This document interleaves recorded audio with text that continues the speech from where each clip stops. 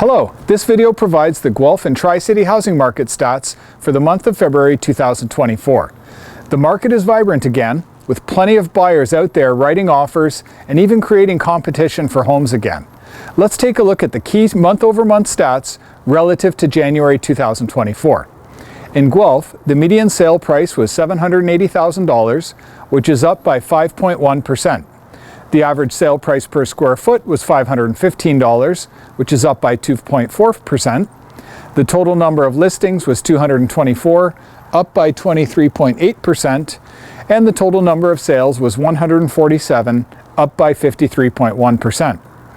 For the Tri-Cities, in Kitchener, the median sale price was $701,000, down by 1.9%.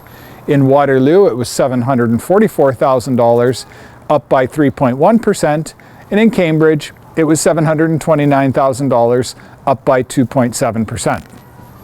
As mentioned, both listings and sales were up significantly month over month. From a year-over-year perspective, they were up as well. The total number of sales increased by 6.5%, and listings increased 6.7%. Anecdotally speaking, it was quite evident that the market was quickly becoming more active and competitive as the days and weeks passed on by in February.